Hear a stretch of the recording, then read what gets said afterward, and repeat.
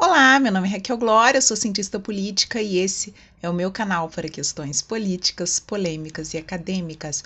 Hoje é segunda-feira, dia de questões acadêmicas, e eu vou conversar com vocês sobre a metodologia do Aristóteles e como que essa metodologia funda a ciência como conhecemos. O Aristóteles, diferente do Platão, que vinha mais para uma pegada mais epistemológica, o Aristóteles ele acreditava que o conhecimento ele era adquirido através da experiência prática no mundo. Então, a partir dessa experiência, a partir da observação do mundo, Aristóteles defendia que a lógica e que a razão eram ferramentas para a compreensão. E aí onde é que entra a ciência nisso, né? O Aristóteles ele divide essa lógica em duas categorias, a lógica dedutiva e a lógica indutiva. A lógica dedutiva é aquela lógica baseada naquelas duas premissas que a gente conhece bem, né? Duas premissas verdadeiras geram um resultado verdadeiro. Então, por exemplo, todo homem morre, Sócrates é homem, logo Sócrates morre.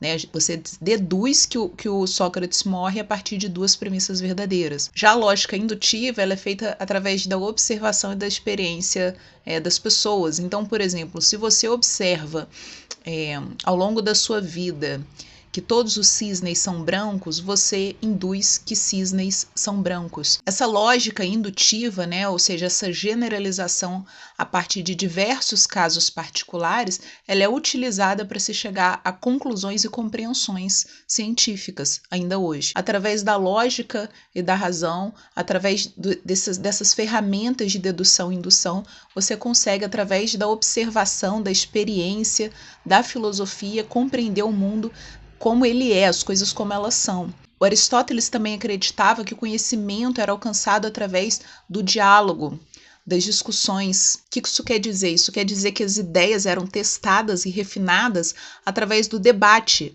Gente, isso é a ciência, isso é o meio científico, em que pesquisadores do mundo inteiro colocam argumentos na mesa, argumentos, né, conclusões que são tiradas a partir das suas experiências e a partir dessa lógica indutiva ou dedutiva, isso é colocado na mesa e o mundo científico dialoga com essa informação e a partir disso cria-se a ciência.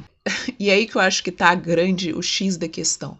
Para você fazer ciência, você não precisa da chancela desse mundo científico, desse mundo acadêmico, das grandes instituições, congressos, agremiações científicas, dos grandes pensadores, dos grandes pesquisadores científicos. Para você fazer ciência, você precisa seguir um método, uma técnica, uma lógica indutiva, o dedutivo e chegar a resultados válidos, publicizar esses resultados para que as pessoas possam questionar e aí você entra nesse debate científico. Ou seja, não é o local onde essas conclusões científicas são publicadas que fazem com que essas conclusões científicas sejam válidas. O que faz com que uma conclusão científica seja válida é o método, a técnica que foi utilizada para se chegar a uma determinada conclusão. E aí, qual que é o problema, né, dessa conversa? Quando essas instituições científicas, essas instituições acadêmicas acabam dominando o saber científico, né? Ou seja, a ciência ela só é válida a partir do momento que um artigo científico ele é publicado, né? Não vale ciência num canal do YouTube, não vale ciência num blogspot da internet.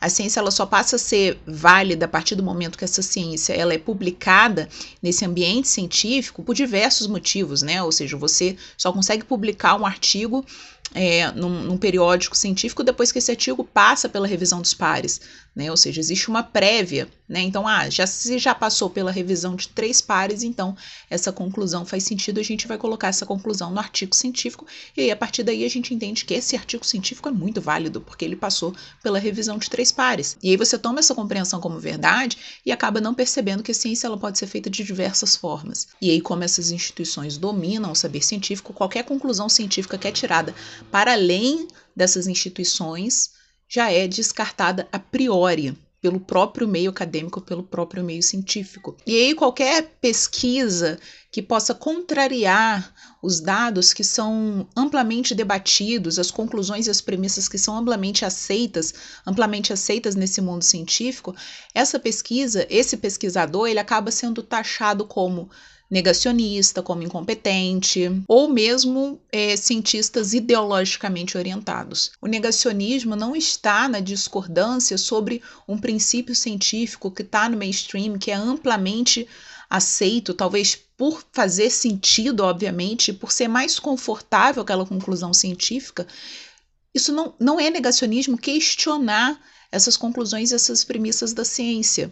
Negacionismo é você ver dados e simplesmente negar. Agora, quando você pega um dado e faz uma pesquisa em relação a esse dado, em relação a esse ponto e chega, enfim, faz uma pesquisa científica e questiona, isso não é negacionismo, isso é ciência. A ciência não trabalha com verdade, a ciência trabalha com a dúvida.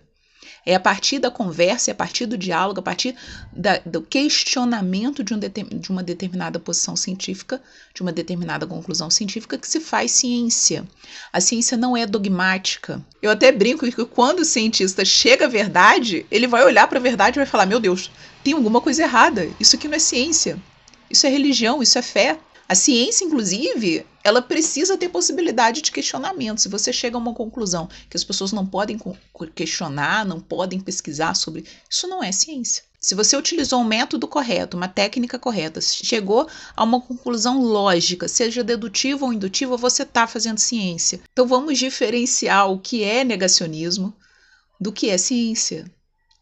Vamos diferenciar do que é um trabalho científico válido do que é um trabalho científico que foi aceito por 3 pares. Vamos parar de colocar uma venda e acreditar cegamente nos artigos que estão sendo publicados em periódicos acadêmicos, como se o fato deles estar serem publicados seja o suficiente para eles serem verdades absolutas, quando, na verdade, a ciência em momento nenhum tem a pretensão de se chegar até a verdade. Ou seja, vamos parar de menosprezar e criminalizar cientistas que estão fora do mainstream, tá bom? Saiba que esse canal é um canal pequeno.